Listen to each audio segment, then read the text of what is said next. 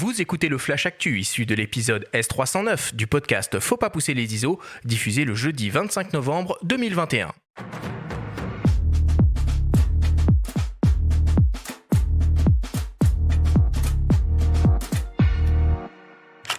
Cette semaine, dans le Flash Actu, Fujifilm lance un nouvel appareil 3 en 1 au Japon. Les Canon EOS R5 et R6 vont disposer d'un nouveau mode AF et la valse des promotions de fin d'année a commencé. Le Flash Actu vous est présenté par Fox.fr, le site des spécialistes de l'image. Fujifilm lance au pays du soleil levant l'Instax Mini Evo, un petit appareil 3 en 1, simple et ludique à utiliser. L'appareil cumule les fonctions de compact numérique, d'appareil instantané et d'imprimante portable, le tout dans un petit boîtier au look délicieusement rétro. On retrouve donc une base d'imprimante Instax Mini à l'arrière, de laquelle est installé un écran LCD pour sélectionner les images à imprimer et appliquer les filtres, et au devant de laquelle on retrouve un petit bloc photo numérique avec un équivalent 28 mm f2 pour la prise de vue. L'appareil mise sur l'utilisation de filtres pour personnaliser le rendu des images, 10 filtres optiques et 10 filtres de simulation de rendu, soit 100 combinaisons possibles. Le petit appareil est aussi connecté et peut fonctionner de pair avec un smartphone et une application dédiée. Le Fujifilm Instax Mini Evo sera disponible au Japon début décembre et devrait arriver dans nos contrées début 2022. Il est annoncé en février aux États-Unis au prix de $200. Canon annonce l'arrivée imminente d'une nouvelle version de firmware pour les modèles hybrides EOS R5 et R6. Grâce à elle, ces boîtiers verront leur performance en matière d'autofocus améliorée et en particulier sur les technologies de détection et de suivi du sujet. Ces boîtiers intégreront une nouvelle fonction de détection et de priorité AF sur des véhicules pour la photographie de sport motorisé. Cette technologie est déjà présente dans l'EOS R3 et sera donc désormais accessible sur les boîtiers R5 et R6. Le firmware 1.5.0 des EOS R5 et R6 sera disponible gratuitement à partir du 2 décembre prochain. Et enfin, pour terminer, fête de fin d'année oblige, la valse des promotions a commencé chez la plupart des constructeurs de boîtiers et d'optiques.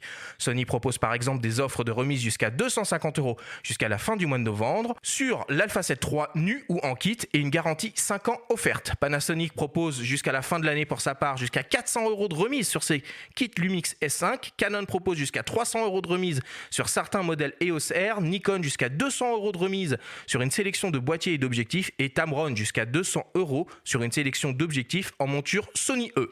Renseignez-vous auprès des marques concernées ou auprès des revendeurs spécialisés habituels pour en savoir plus.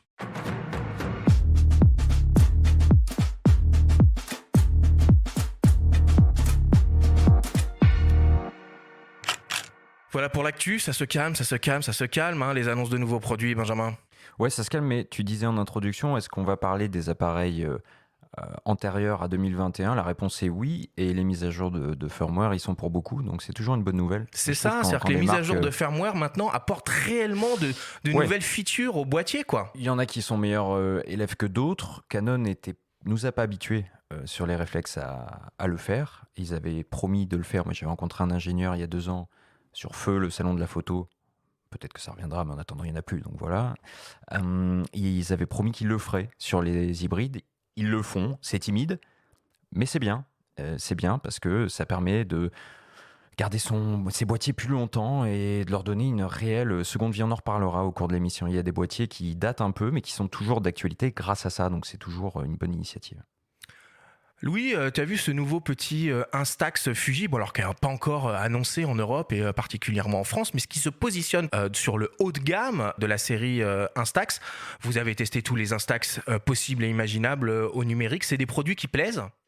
C'est des produits qui plaisent, j'ai envie de dire, un peu des fois momentanément, mais moins sur le long terme des fois, parce que c'est un peu le cadeau de Noël ou le cadeau d'anniversaire ou de pot de départ assez facile.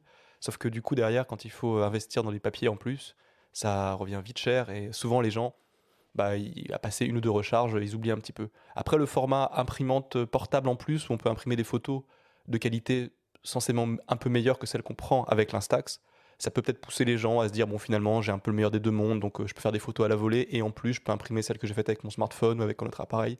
Donc pourquoi pas. Après, c'est vrai que c'est le haut de gamme, donc c'est vrai que c'est résolument plus cher qu'une imprimante portable classique qu'on peut trouver dans le marché à ce moment. Moi, le côté imprimante portable, bon, je regardais ça vraiment avec beaucoup de dédain avant, mais en fait, j'ai une petite Canon Zoé Mini et en fait, je m'éclate à faire des tout petits tirages autocollants que je mets partout pour les enfants et tout machin. C'est génial ce Et truc. même, ils ont sorti la Instax Wide il y a pas longtemps. Fuji, c'est pas Ouais. mal en fait, hein. Ça fait des photos assez surprenantes. J'étais très sceptique. J'ai fait quelques tests là. C'est plutôt sympathique quand même. Nous, on a des imprimantes qui, quand on fait des tests de colorimétrie, sont presque au niveau d'imprimantes, de vraies imprimantes, pas photo, mais d'imprimantes qu'on a à la maison. Et donc, il y a un vrai lectorat pour ça, il y a une vraie attente. Après, est-ce que c'est parce que c'est un peu plus récent, un peu moins connu que les instantanés, je ne sais pas. Mais après, c'est vrai que oui, c'est assez attrayant comme format, quoi. C'est tout petit, puis c'est facile à utiliser. Bruno, est-ce que toi, tu as repéré d'autres actualités ces derniers temps sur lesquelles tu aimerais qu'on revienne un peu? Je regrette toujours qu'il n'y ait pas d'Instax chez Fujifilm un peu plus expert, où on puisse régler comme à l'époque du FP1, il me semble, ouverture, vitesse et tout ça. J'ai acheté sur Kickstarter un truc d'une société hongkongaise qui s'appelle Mint. Eux, ils proposent ça. C'est pas donné leur truc. dis Alors, donc. c'est cher et c'est nul. Voilà, un jour je vous en Franchement, ferai un Allez, test pour bam, dire ça. réglé. Voilà. Ouais, Mais, acheter la 670 d'occasion. mais Enfin, quand je vois ce qu'ils sont capables de faire sur l'Instax Evo Mini, je me dis, putain, un hybride avec une monture X, un capteur APS-C. Est-ce qu'ils sont pas un peu limités dans la taille des films ou des. Enfin, je sais pas comment on dit. Ça claquerait. Moi ils ouais, sortent ça ça, claquerait. même à 1000 euros, j'achète. D'accord. Je demande une augmentation à Benjamin, j'achète. je vois pas où serait la limite, quoi. Bah, Enfin, je sais veux dire, pas, ouais, peut-être mais, sur la taille, avec la chimie, elle est pas homogène, j'en sais rien. Et peut-être Ouais, une mais histoire de taille, au quoi. moment quand tu fais de l'instantané, tu exiges pas que l'image soit parfaite parce que ça enlève un petit peu du charme. Enfin, ça, c'est le biais, des fois, je peux avoir des débats là-dessus, sur le fait qu'on veut un peu le vintage ou le charme. On nous habitue maintenant, avec des appareils photo, même des téléphones, à faire des photos de plus en plus sharp, de plus en plus piquées et tout ça. Et après, quand on met dans les mains d'un enfant ou d'un ado, même d'un jeune adulte, un instantané qui lui sort des photos à moitié floues, à moitié dégueu, mais regarde, c'est un peu sépia, c'est vintage, bah, les gens ils vont dire, oui, bon, bah non, du coup, finalement, peut-être que je vais peut-être investir dans un vieil argentique et essayer de faire des tirages un peu quali. Mais des fois, les instantanés, ouais, c'est compliqué de dire forcément, ouais, mais regardez, c'est pas cher et ça vintage. Au bout d'un moment, les gens ils veulent un peu de qualité aussi, quoi. C'est avec Bon, les bah, tirages c'est bien. Instax. Non, mais t'as raison, Louis. Et surtout, il y a un phénomène en ce moment, paraît-il, l'engouement pour les appareils jetables qui valent entre Les 15 PAP. et 20 balles. Ouais. Sauf que derrière le coût de développement qui est à peu près égal au prix de l'appareil, les gens se rendent compte que ça fait des images peut-être dégueulasses qu'ils exploiteront jamais. Donc finalement, le produit dont tu parlais, qui est pour l'instant qu'au Japon, peut être un début de solution de meilleur d'entre-deux mondes qui peut être un compromis intéressant. Après, ils ont déjà fait des produits dans le genre qui font imprimante portable et Ouais, c'est ouais. pas il est juste le format est un peu nouveau, où il ressemble à un petit hybride, mais sinon, il y a des trucs un peu plus gros qu'on peut toujours acheter dans le commerce de chez Fujifilm. Après, je sais pas jusqu'à quel point ils les vendent. Je sais aussi que c'est un moyen de sortir des produits facilement avec la pénurie des micro-composants, avoir des appareils comme ça, très peu dotés d'électronique. C'est facile à sortir en ce moment, quoi. Bon, bah c'est bien, on est en train de se chauffer sur des Faut faire- appareils Instax au moment où on fait un guide sur des boîtiers hybrides avec 50 millions de pixels. Ça me paraît Il y a très une cohérent. émission à faire sur l'instantané de manière générale. Dans les actus qui chagrinent, Oh là. c'est l'augmentation du tarif des pellicules chez Kodak qui devrait tous prendre 20% début 2022. Comme l'essence, quoi. Ouais, c'est parfait pour ceux qui shootent des stations de service et des néons. Ça reste raccord, mais déjà que la Tri-X à presque 10 euros, ça pique. La Tri-X qui aujourd'hui va être au prix de ce qu'était une Hecta il n'y a pas si longtemps, ça fait bizarre. T'achèteras de l'Ilford. Ouais, mais je préfère les pellicules.